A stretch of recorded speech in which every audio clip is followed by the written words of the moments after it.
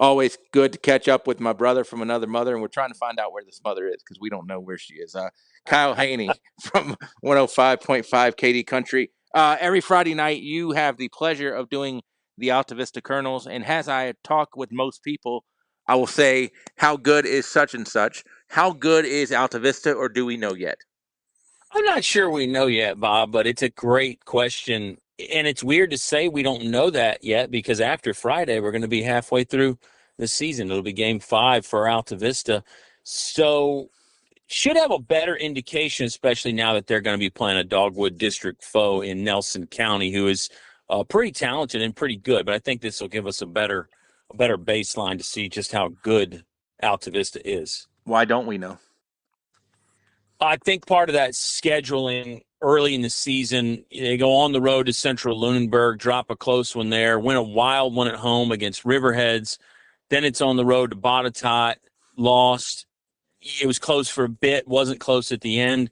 Then they get a close win on the road against Blacksburg. I just think with those different teams at different levels, for me, it's hard to really get a gauge. And part of it is people that are outside the area are kind of outside my wheelhouse as far as the knowledge base. So that's why I'm a little hesitant to tell you exactly how good they are just yet. But let's give yourself some credit. I mean, Riverheads. Riverheads is a Yeah. perennial power. Yeah. Botetourt's a really good team. It's not easy to travel. I mean, just to travel alone from Alta Vista to Blacksburg is not what I would call a piece of cake. And then we got Lunenburg, who has been, fairly solid for as many years as we've been doing some things. I mean, they've had ups and downs. Let's put it that way. So you know more than you think. But with saying that, I mean, with what I just said, I mean, they played Botetourt, really good team. They played Riverheads, cream of the crop, so to speak. Blacksburg's a very good team. Plus, you went there, and then you played Lunenburg, who's a decent team as well. How can we not know? Well, man, you're asking the tough questions here. This is I'm gonna feel like I'm on the hot seat. No, I think Alta Vista has shown that they really have the potential to be really good. They turned the ball over way too much and committed too many penalties in the games that they lost. And honestly, against Blacksburg, I think they were penalized 9 times in the first half. Now they got that in order in half two, and that's part of the reason why they came back and won. So they're kind of one of those teams, right? To where when their A game is there, they're really good. When they're turning the ball over and getting penalties, it's not so good. But that's a lot of ball clubs, right? Yep. Well, and furthermore, I think too, like, I mean, if you want to throw the question around on me, as if you said how good is Heritage, I'd probably say the same thing. We don't know. We've seen them play a half and a series in West Virginia. We saw them play Appomattox. We saw them play Glass. How good can you tell somebody is when they have a lot to the other team's little? So, I mean, what are we going to judge how good they are when they play LCA and JF, the cream of the crop in the Seminole? So, I mean, I think it's the same thing. What are we going to judge Alta Vista when they play, like, the cream of the crop of the dogwood? We're going to base one or two games on how good they are. Yeah. I mean, I was trying to stick up for you, by the way, with that, because yeah, I think no, it's an and unfair. you're making a lot. No, you're making a lot of great points. Yeah, I mean, I think I'm always a little hesitant to judge teams until you get to see the whole body of work. But sure. then that's also not really going to give you any great content to just say every week, well, let's wait till week 10. Yep. Let's wait till the playoffs are done. So no real solid answer there. But I think, yeah, I mean, I think Alta Vista is showing they can make another deep playoff run.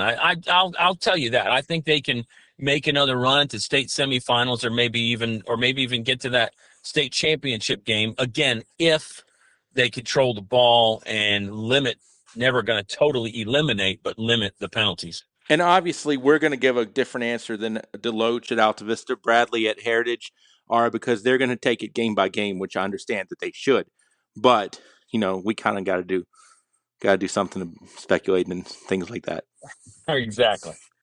What stands out to you this week? You kind of touched on Nelson, but what stands out? Well, I think for Alta Vista, it's going to be the key will be to not have a letdown game after a great win on the road against Blacksburg. And that's what those good coaches are going to stress. They're going to say, hey, Nelson County's legit. Nelson County's good. And I think Nelson County is kind of continuing their upward trajectory that they've been on the last few years. So I would expect a good ball game. I feel like could be one of those games where Altavista kind of pulls away in the second half. But again, if the Colonels turn the football over, they might be playing from behind again. They might find themselves having to try to come back in the second half. Do you know what Nelson County's record is? Well, I We mean, just talked about this before we came on. We just talked about this the how we should know these things. the Yeah. gist of it though is a zero under the L. Yes. So Yes. it's almost like how good. I mean, let's get into the Bob Alvis special right now. How good is Yeah. Nelson County? Well, they haven't lost. Right. I mean, you Right. know, so yeah. Right. I don't know. There's a It question on that, but go ahead. it's a good Bob Alvis special though. You're right. Yeah. I mean, I think it could be a really good game. And I think, Alta Vista's only got 4 home games this year because of the strange things they have with their schedule. So, they gotta show off for the hometown fans every chance they get, every single play. The Colonels actually haven't lost a home game since like late 2022, believe it or not. Outside of the playoffs, right? Because wasn't that at home? You're right. Yes, Okay. good call. So, So haven't lost a regular season home game. Yeah, great point by you. Look at you, all plugged in. I try to get some good stuff, and especially when you come on with me, it brings out my A game. Unfair question, but you wouldn't expect anything else from me, I don't think.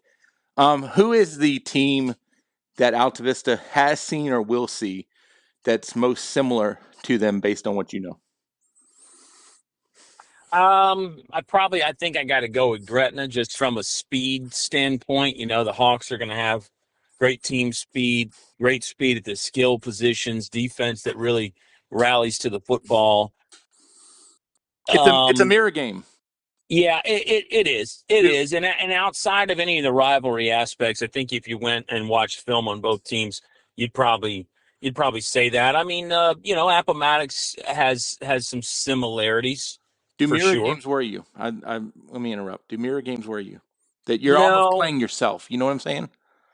I think sometimes coaches like that because it's not as much to game plan for. Whereas if you go play a wishbone team or a single wing team, you got to run some weird offense you haven't been running all year. But I think those mirror games maybe coaches actually like them more or don't lose Yeah, as much sleep. Maybe I don't know. I get where you're coming from. That's a good question though too. And I think, one of the things too is, and this is Bob Alvis speaking, Kyle Hoehne can speak on it if he wants to. I think the best game Altavista's had so far in terms of an opponent that, you don't really know a lot about them if you're the kids. Because, I mean, obviously the kids can read, but Botetourt for Essential is local because you see them on TV with highlights. Blacksburg, you can find them on TV with highlights too locally. Hard to find Central Lunenburg on TV Yeah, locally. So I think coaches hate when they have to play a team twice and they're more worried, I would say sometimes about the team that their kids quote unquote know as opposed to the team they don't. yeah. No, that makes sense. That makes sense. And I think it's another one that like it's fun to talk about, but we'll never have a real answer because each kid is different, each coach is different. You don't really you don't really know for sure, but it's another one. It's fun to speculate about. I mean, with Central Lunenburg, Altavista's been playing them in week 1 for about a decade now. So Right. that I guess I don't know if it helps, but there is some familiarity there because of that. Well, and I think that's the point too. I mean, you want to walk a fine line to where you want familiarity, but I mean, Riverheads has been the top dog for a long time. Lord Yeah. Botetourt, you can see on TV every Friday. I don't want to say you get. I'm not at all saying you get scared or intimidated by those teams, but you feel like you know them by what you've seen on TV. And I'm talking from a player's perspective. And you don't really Yep. know them because you see highlights.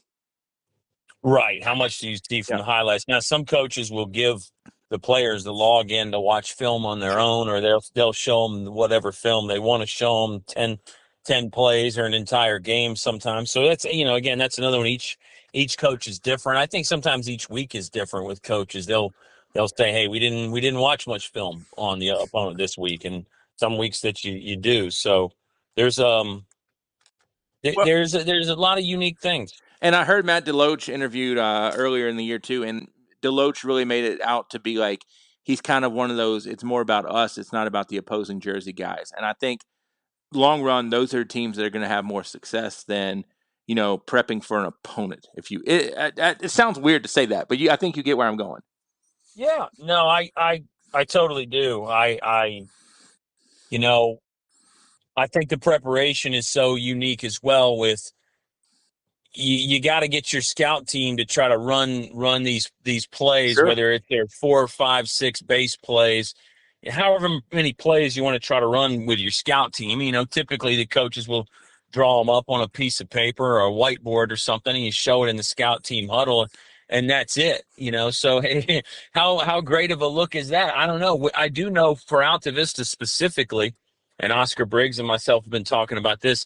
Their second halves really in the last few years have typically been very, very good. So I think when they get a feel for a team, they can start to figure you out. And then at halftime, they make a few adjustments, whatever those may be, a million different permutations there. But they make a few adjustments. They seem to play really good football in the second half. Remember the good old days when we hung out and watched boxing a lot? I miss those days, and I want to get those back. But we might just have to watch like some all time great Right. fights because That's fine. I I don't can know do that. that the new stuff. Yeah, the new stuff just isn't quite grabbing me as much anymore. But that's what people say about every sport, right? Sure. They say, "Oh, baseball's not like it was in the '90s." But the So point is, take one of those boxers, and I'll use somebody more recent that you do know. I mean, yeah, Terrence Crawford or, yeah. Bernard Hopkins or people like that. It's almost like they use those first few rounds to gather the information.